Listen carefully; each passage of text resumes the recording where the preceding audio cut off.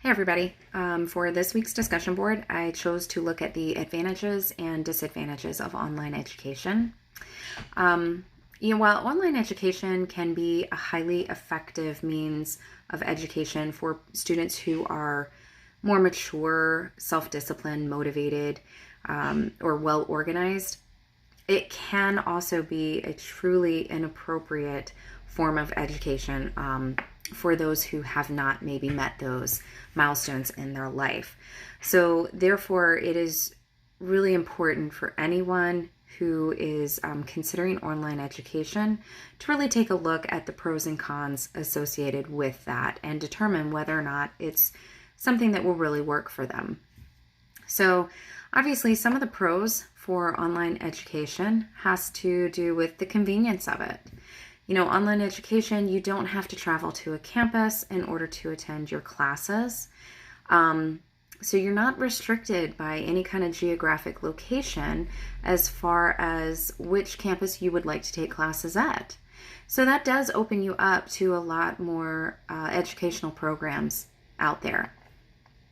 Also, your coursework and the instructions for your online education tend to be a little more customizable, and that can be really good for students who have different ways of learning.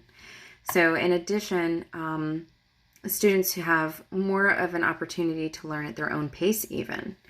So while most courses, of course, are constrained by a start or a finish date, many of them do have all of the information for the entire course posted as soon as the course is open.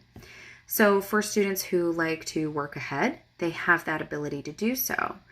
But students who maybe work full-time also have the ability to only do coursework, say, on the weekend. And they can ensure that they have work that's due during the week done ahead of time. So you can work more at your own pace with online education.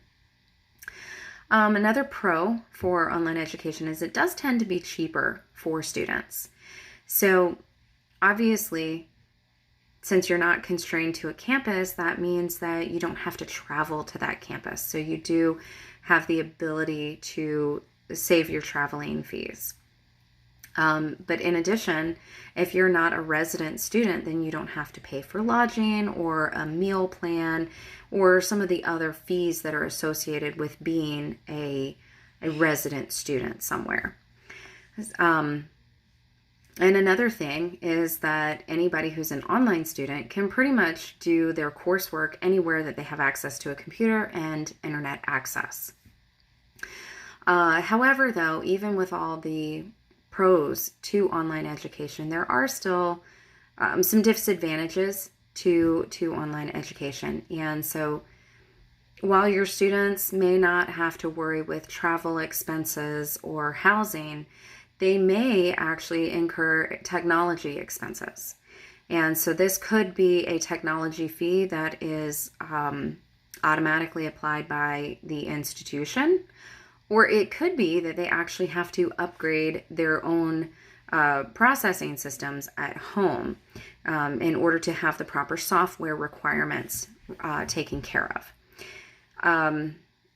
In addition to having to upgrade their personal computers, that may also mean that they have to learn new computer skills or new troubleshooting skills in addition to that. Something else is that high-speed internet is pretty much a requirement for online education. Depending on where a student lives, that could be a costly investment for them. They might live in a big city where high-speed internet is readily available, but if they live in a rural area, they may have to go for one of the higher-priced internet services that might be available to them. And one thing to remember, excuse me, is that these are problems that not only do the students have, but sometimes the instructors run into these problems as well. So that con or that disadvantage is not just for students, but for the instructors. And again, as previously mentioned, online students really do need to be self-motivated because they don't have the personal attention that you would maybe have in a regular classroom, because you're not face-to-face with your instructor. And in addition, you're also not face-to-face with your classmates. So there is limited social interaction, not just between the instructor and the student, but between the students as well. So I think the last thing that really raises a question, if you will, the disadvantage of how effective are online courses, really and truly. How effective are they? While your online courses do have tests and other assessments, which students have to pass in order to pass the class, the question still remains: are students really learning what the instructor says that they should be learning in that course? So that is still certainly a question that doesn't have much of an answer at this point. Nonetheless, I truly believe that the effort a student is willing to put into their education truly determines their experience with that education, whether it be online or in a traditional setting, and how much information they learn will be directly related to the effort that they put into their course. Thank you.